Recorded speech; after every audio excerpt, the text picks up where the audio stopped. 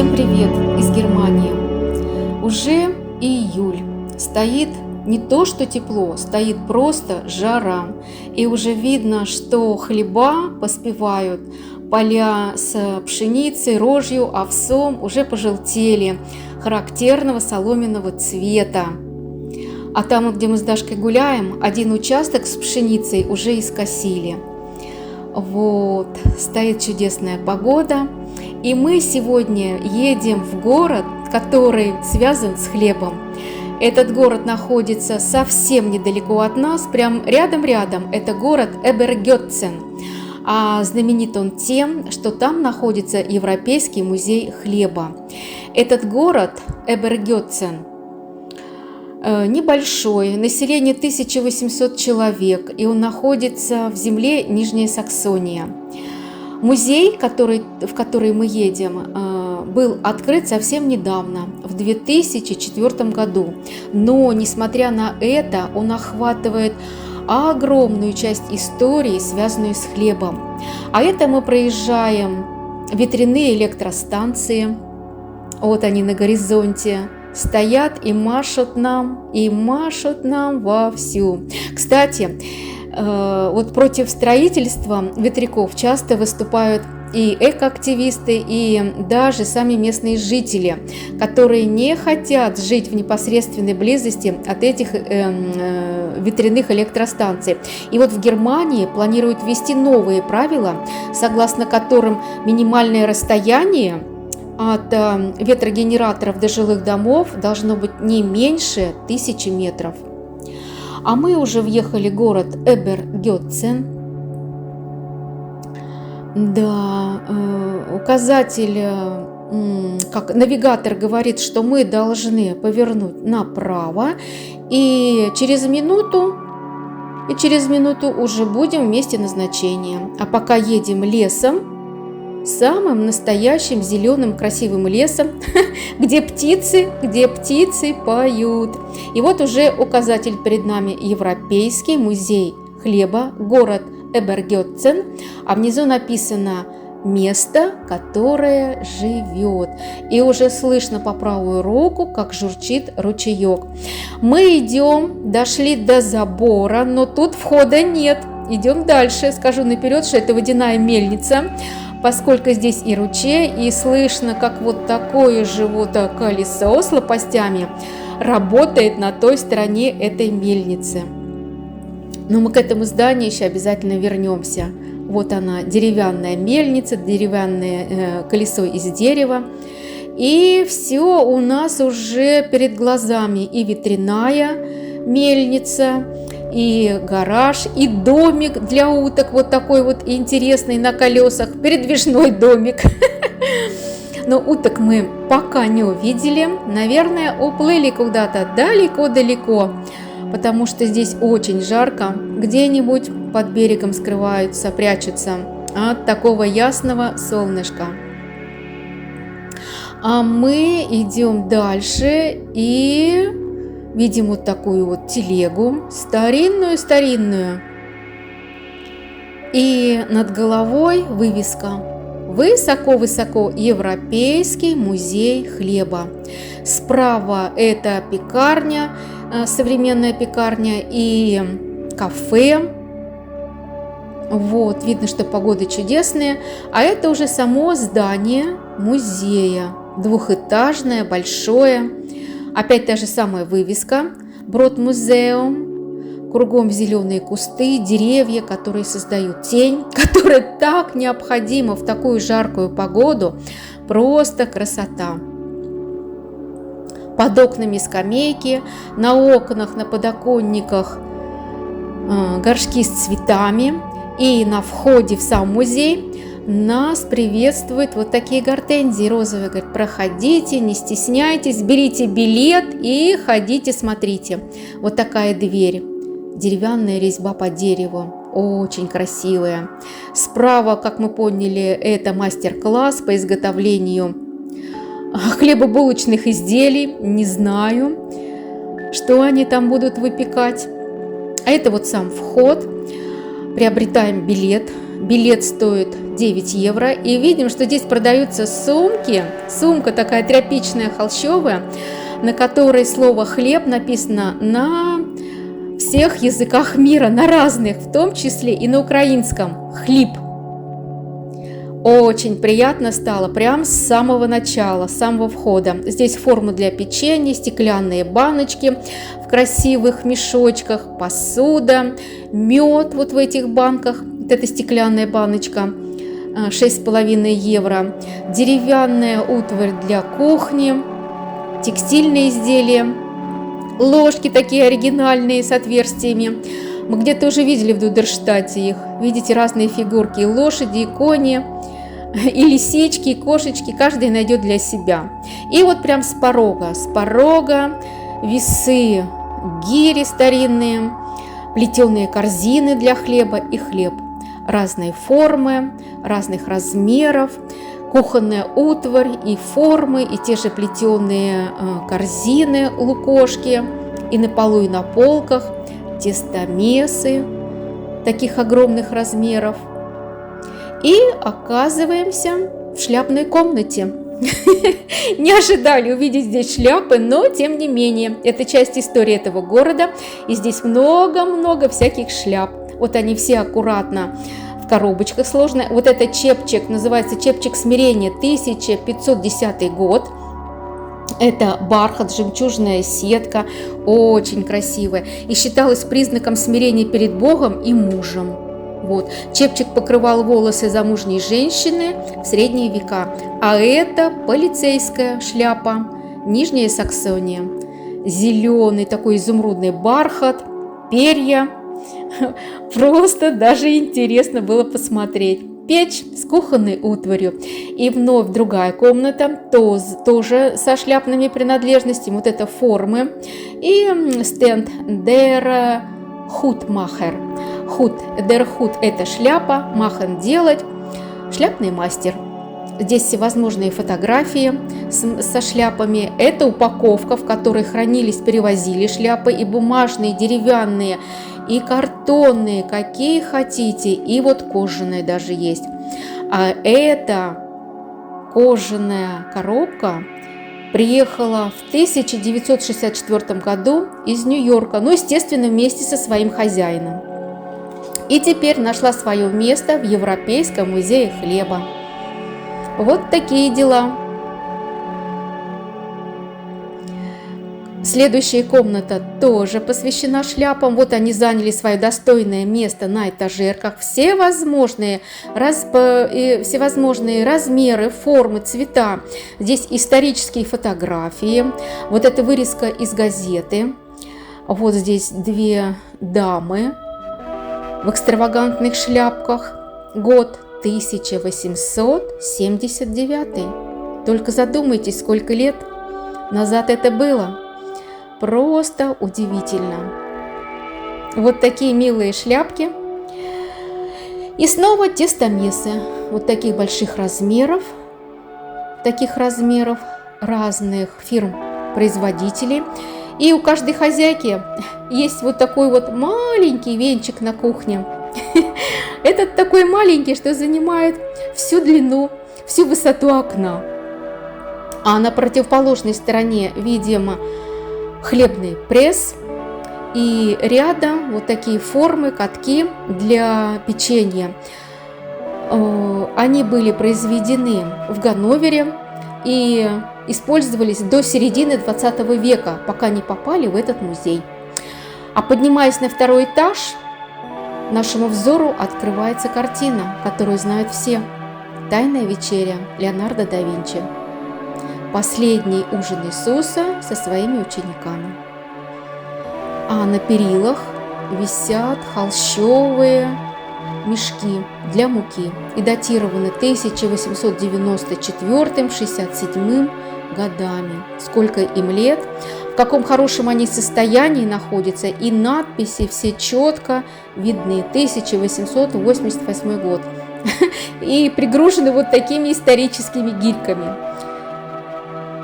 А здесь же, подняв голову вверх, снова стенд с названием слова «хлеб». на разных языках. Ищем опять же свое родное под номером 45 на украинском языке хлеб. Очень приятно.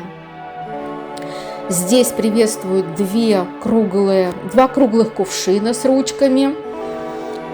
Симпатичные, красивые. И вот поднимаясь на второй этаж, сразу видим вот такое орудие. У меня сразу возникло ощущение, что это орудие пыток, потому что цепи. Ой, и взгляд сам тянется к прекрасному. Здесь стоит тележка, силицийская тележка начала 20 века. Это образец кареты богатых помещиков. Здесь красивая резьба и красочные картины. И вот эта карета занимает всю среднюю часть этого выставочного зала. И вполне заслуженно, потому что уж больно она красивая.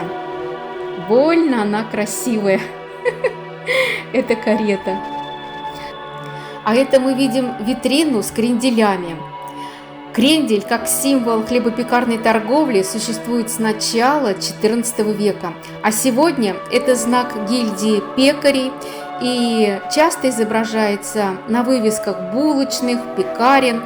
Крендель – самая распространенная форма хлеба и пропитана многочисленными и мифами, и легендами.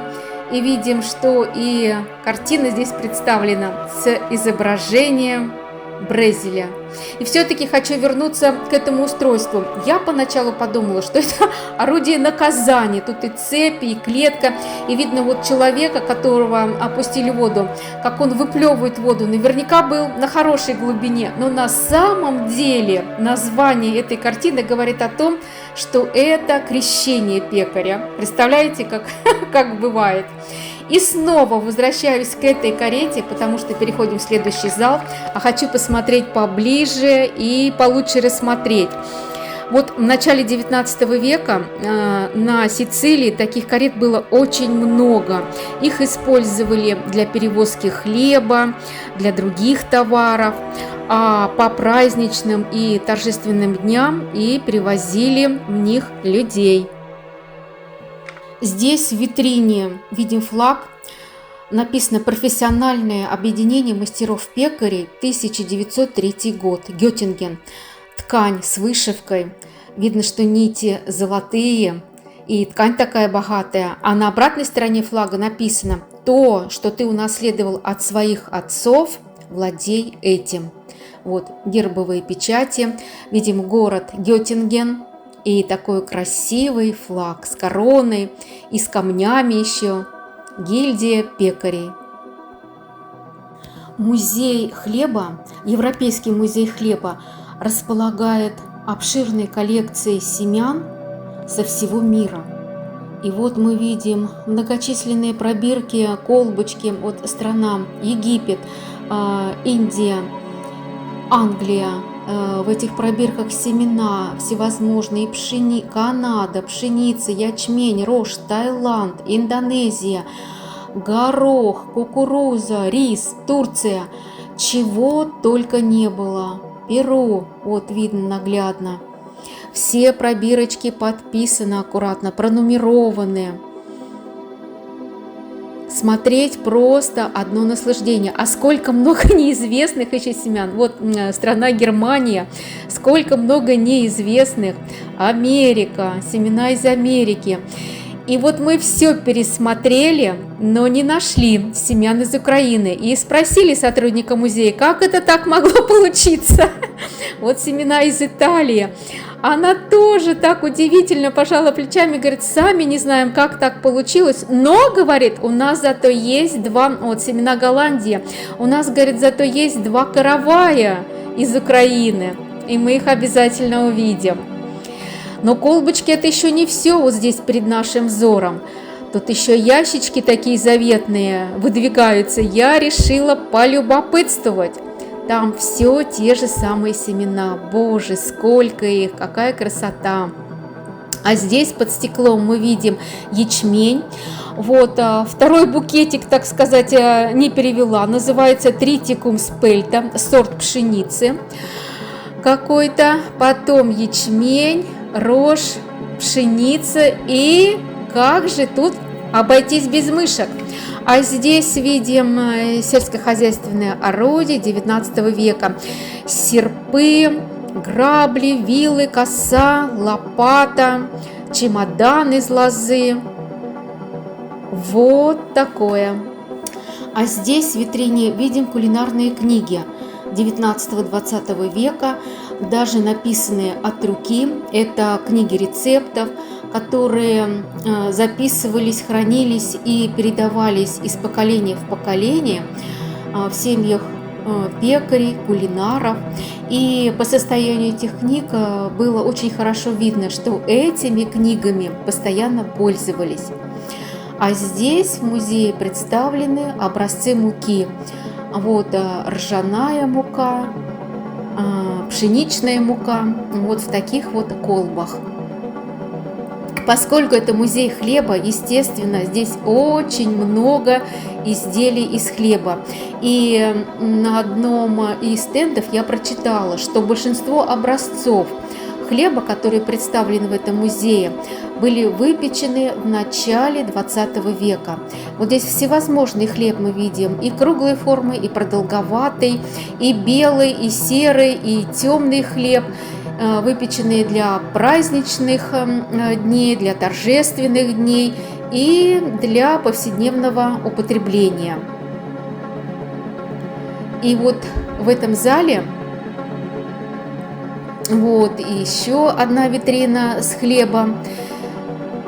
И вот в этом зале прямо посередине стоит вот такое корыто, длинное корыто из ствола дуба, 16-17 век. И это корыто для замеса теста. И вдоль него могли запросто разместиться 8 человек для того, чтобы одновременно замешивать тесто. Вот 16-17 век. А в этих витринах мы видим праздничный хлеб с всевозможными завитушками в форме фигурок, зверюшек. Но хочу вернуться к кренделю. Крендель, или как немцы называют брезель, это тип запеченного теста, которое обычно формируется в узел. Вот это мышеловки показаны, в музее стоят на полу.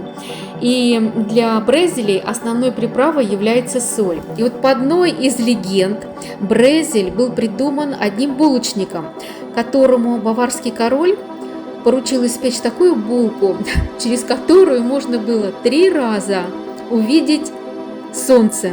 Вот представляете, вот такой вот брезель и получился. А по другой из версий, от латинского слова брахиум, рука, то есть переплетенные, скрещенные руки. А это праздничный хлеб, субботний хлеб.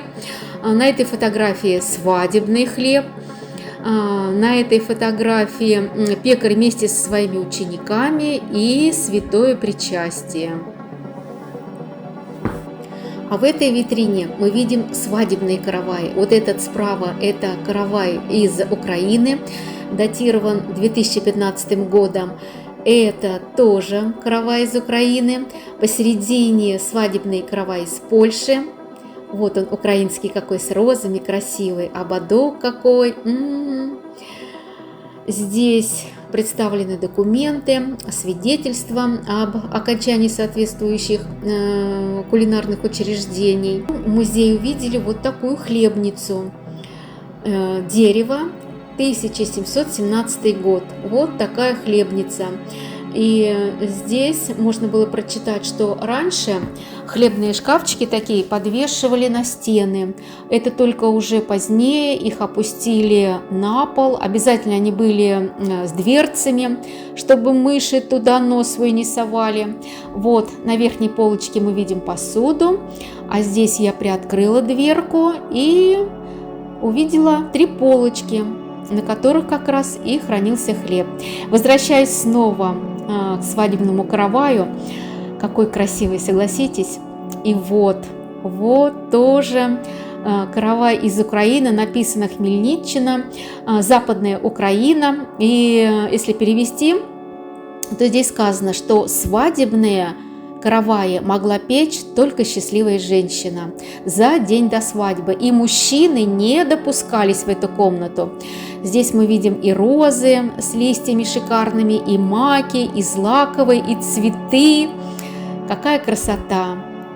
Колоски и ажурная сетка по контуру свадебного каравая. Автор тот же, Елена Привалова, 2018 год. А мы, осмотрев все экспонаты музея, вышли на территорию Европейского музея хлеба и пошли дальше. Всего доброго!